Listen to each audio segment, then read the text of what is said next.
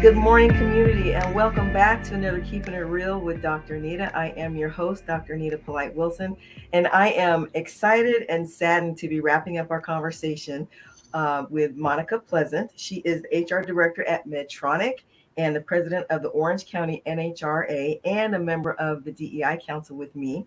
Monica, welcome back for another Keeping It Real with the C-Suite. I appreciate you so much and all that you've shared with our listeners today.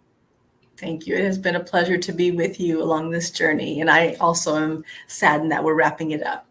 I know. Hopefully we'll continue the conversation. We will. We definitely will, as colleagues and as members of the DEI Council for the Los Angeles and Orange County chapter of the NHRA.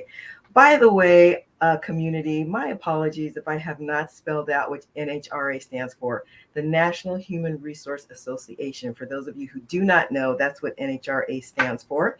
And now that we've clarified that, let us get to the third area that I want to explore with you, Monica, and that was the growth mindset. So just to level set our community, we first talked about the belonging project that you're leading at Medtronic. And what has come out of that was your inclusive meeting toolkit that you shared with us, the belonging video series, and finally, we're going to be talking about the growth mindset. And throughout our last two conversations, we were leading into the growth mindset a little bit, but I was pulling us back because I wanted to make sure we didn't take anything away from that conversation today. So tell us, based on your belonging process, your belonging project, what is it about the growth mindset that has come to light for you? So what I've learned is a lot of individuals, a lot of leaders, they were raised in business, and what worked for us in the past in business is not working for us going forward. There's a lot of changes that we've had to evolve in how we operate, how we manage talent in the organization.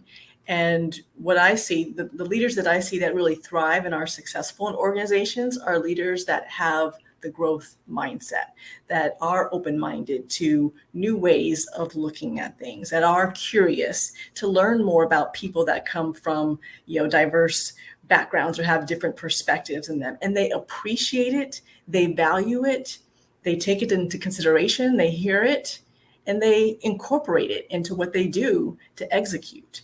And so I strongly believe that in order for belonging initiatives to sustain themselves, there really needs to be coupled with that growth mindset, so that people really do appreciate, value the different perspectives, and not just stay limited to how they were raised to think, or what their belief system is. Being open-minded to hearing others. Mm-hmm. Let's talk a little bit about the difference between the growth mindset that says, I may not know as much as I think that I do, and being willing to acknowledge that and being open to learning, versus the fixed mindset that says, this is the way it's always been, this is the way it's going to be, and there's no need to change. Yes. That rigidity of not being willing to change because, what has worked in the past, I think will continue to work in the future. You got to be careful with that, because I've seen a lot of teams and companies fail. And failure is not necessarily a bad thing if you can learn from that experience and grow from that experience. But if you keep failing over and over and over again because of that fixed, rigid mindset, then you're going to keep hitting yourself up against the wall, and you're not going to be able to achieve the goals that you want to achieve and stay relevant and continue to evolve with the world around us that's ever changing too. So this is called Real Conversations from the C-Suite. So I want to get real for just a second. Not that we haven't been, but let's talk about the fact that sometimes people's hesitancy to let go of a fixed mindset and embrace a growth mindset might be because they feel as though they are being personally attacked for their belief system. Let's talk about that. Have you seen that? And if so, how have you dealt with that? How have you addressed that? How have you made it psychologically safe for people to let go of one thing, to have an open hand and heart and mind for something else? Yeah, I have seen it, and I'll tell you, I've experienced it. If we're being real with each other, I've experienced it myself as well. And what helped me was going through the pain, the consequences of sticking to how I was seeing things and not being open-minded to how others were seeing things and taking their thoughts into consideration, I experienced consequences from my limitations and my rigidity there. And so experiencing that pain helped me realize, reflecting, I should have taken into consideration these other thoughts, these other ideas that people shared. If I would have, there would have been a different outcome. And so that's the good thing about going through tough situations is it gives you great learning experiences. Some of the best learning experiences go through those experiences. So I really encourage people to, reflect on that, learn from those experiences, and hopefully not repeat those painful experiences, but again, learn from them, grow, and put into action things that will help lead to better outcomes in the future. And I personally see that the more inclusive of approach a leader has, the better output, the better outcome of their team, because they've really taken into consideration a lot of different facets of the situation, and their team just does by far so much better than other teams that don't do that. Can you give us an example of a leadership style you've seen that doesn't get it and the results they get, and a leadership style that you've seen that does get it and the results they get?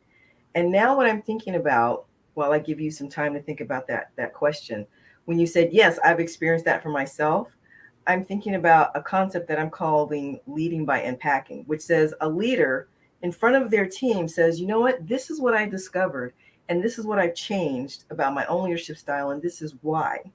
So back to the question that I posed to you, can you give us an example of someone who had a fixed mindset and the results they got, and someone who had transitioned from a fixed mindset to a growth mindset and the results that they got? Yes. So situation I'm thinking of a leader that had a fixed mindset. I've seen cases where with that fixed mindset, they still may achieve the goals that they set out to, but what were the repercussions of that approach? Sometimes they're leading by fear, or it causes additional stress on the team. Sometimes there's lack of trust that happens as a result of it. Like there's just a lot of negative consequences that I've seen that come from that, versus the leader that does get it and has a more inclusive approach. You see more benefits that come from that, which is building a more environment where there's trust. People feel heard. People feel valued and appreciated. Like I play a role in making this happen and making the team successful. So I just see so many more benefits that come from it versus the fixed mindset. And yet there are still some leaders who don't get it. Why do you suppose that is? Despite all the research that says teams that have a sense of belonging perform better, despite all the research that says teams with a truly diverse workforce perform better, despite all the research that says companies that embrace diversity, inclusion, equity, belonging, and I think the A is new, access, I think, says that the bottom line increases. Why do some leaders still don't get it, despite all of the evidence that says this is not only the right thing to do for your people, but it's the right thing to do for business? Yeah. I can't speak for all leaders, but what I can say is I've heard stories. We talked about the power of stories. I've heard stories of when it has a personal impact on a leader, that's when their heart changes. That's when their perspective changes, where they become more open-minded to it. Like I think of our chief diversity officer at Medtronic shared a very impactful story to me that still sticks with me, of a leader that she worked with years ago. And she shared that, because of this leader's son, who was experiencing challenges in the workplace and was not accepted for who he was because of some of his differences. It was not until he heard the story of his son going through those pain and challenges that it really hit home for him and changed his heart to say, well, gosh, if you're experiencing that, then me as a leader need to make some changes too in how I'm leading the team to try and prevent my team members from feeling the way that you're feeling. So that personal story, that personal experience hit home for that leader, and that's what drove a change. And that story right there is why when I work with new clients, I always highly, strongly recommend that we start at the executive level, because it's not enough for executives in the C-suite to say, let's go ahead and do an effort, and they're not involved. It's not enough for them to say, I hear you, and not have a personal story to relate back to that says, not only do I hear you, but I hear you. And that is the difference between organizations that are successful and organizations that are still struggling. That's not to say that the road is any less challenging, any less educational, any less requiring us to be open minded.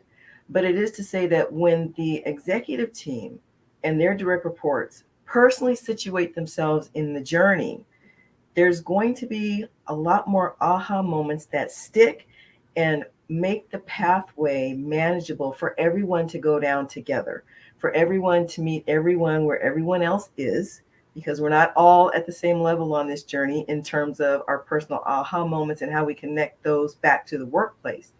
But if everyone has some kind of personal reference point that says, I get it, then we're all going to get there together. Mm-hmm. Absolutely. Absolutely. So well said. Thank you, Dr. Thank Anita. you. I really appreciate, Monica, having you on the broadcast this month. And what you shared is just a little taste of what you're going to be presenting as one of our best practice leaders for the October NHRA webinar that's going to be on Wednesday, October 26th, community. It's going to be from 4 to 5:30 p.m. PST. And to get details, please go to nhraLosAngeles.org and click the DEI link for details. Monica Pleasant, the HR Director at Medtronic and the President of the Orange County NHRA and member of the DEI Council along with me. Thank you again so much for joining us this month. Community, if you want to hear this broadcast or any of my past broadcasts, please go to the website, www.drnita.com, click on Keeping It Real with Dr. Anita. Like, subscribe, share, and do give me your feedback. I do these broadcasts not only to bring you wonderful people like Monica, but also to answer some of the questions that you may have in this work. It is work and it is a labor of love. Thank you for joining me. This is Dr. Anita reminding you to stay blessed and keep it real.